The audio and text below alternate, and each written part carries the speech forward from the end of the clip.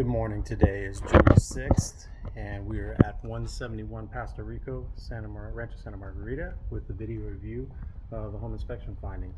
Home is in pretty good shape. We have a few issues to report, nothing major, but we'll walk through those with you now. And going into the entrance of the home, you'll see it's in very good shape. We're going to head out to the garage first and look at a couple of things there. The door from the house to the garage is fire rated. It is a hollow metal door with a self-closing device and weather stripping on the base. We are missing weather stripping around the jamb, as you can see, and that's going to be required to maintain that fire rating. Opening the garage door here. We're also in the laundry area.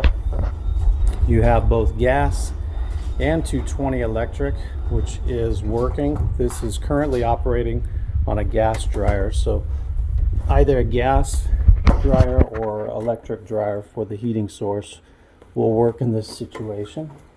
Garage door and garage door opener are fairly new, both working in good shape. Photo eye sensors at the bottom for safety, those are intact and operable. We're going to head into back of the garage with the water heater closet. Water heater is a little on the older side, 17 years according to the serial number. The normal lifespan on the water heater is about 12 years on average, so a little bit beyond that on bonus time here. So no signs of any leaks now, and no need to replace it currently, but just be aware that it is past its normal lifespan. It could fail at any time, but again, it would normally start leaking should that occur. There's shut-off instructions below here, which you'll want to keep in hand, but should the water heater start leaking, on the back far right supply line there's a white shut-off handle. You'd want to shut the water off there and then shut the gas off here, both clockwise direction. That'll keep water from pumping into the water heater and also keep it from heating. You'll still have cold water in the house, but you won't cause any further damage should the water heater start leaking. And we're going to head back into the house here. Going into the kitchen, appliances look good. I ran a short cycle on the dishwasher, which is operating fine. You'll notice up here, the sink is an air gap. That is a breathing element for the drainage portion of the dishwasher. It drains through a tube there. Now normally that tube, that white flexible tube, goes up to that breathing element and prevents any backwash from the garbage disposal from getting back into the clean dishes of the dishwasher. Currently, the way it's set up, it goes straight into the dishwasher, so there is a chance that the debris from the dishwasher can backwash back into the dish, or from the garbage disposal can go back into the dishwasher, I should say. So since you have the air gap set up, I would recommend somebody reconnect that. Garbage disposal is working fine. Sink faucet's a little loose, has some movement to it. There's a threaded rod at the base of this faucet with a nut underneath that will secure that to the underside of the cabinet. The range is in good shape. Gas fired burners and oven.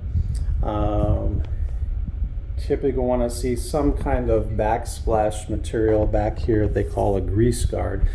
Not seriously a fire hazard, but just makes cleaning a little bit easier, whether it's tile or granite or whatever solid material is there. Microwave is working good. Exhaust fan and lights are both working. Typical with condominium construction, the exhaust fan of the microwave does not exhaust to the outside, so it recirculates the water or the air out of the top here. You can add charcoal filters to the underside screens to help with that, but that is pretty common with condominium construction. Last thing I want to note is on the spacing here between the bottom of the microwave and the top of the range. That is by code supposed to be 24 inches. We're at about 18, 19 inches. And we literally see that every day. The reason for that code is that the underside of the microwave gets neglected during cleaning, grease will build up, and then you get a flare up on the stove, which can ignite that grease and become a kitchen fire. As long as you're diligent about cleaning the underside of it, it shouldn't be a big concern. This one's actually very clean, which is a rarity. Most of the time they're pretty dirty. Refrigerator, ice and water are working there. I'm not sure if that one is staying, but you do have a water hook up there. So that should be it for the kitchen. We're going to head into the powder bathroom. Toilet's secure. The sink faucet and sink are secure. Sink faucet is actually a little loose, sorry. You'll see it's got a little bit of movement. Again, same as a kitchen sink, there's a nut on the bottom that can be tightened up.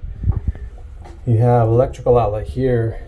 The outlet's a little worn here. The top outlet, if you plugged something in, it would actually kind of fall out.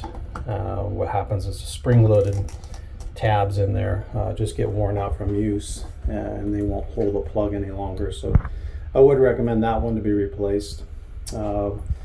Under the sink, you have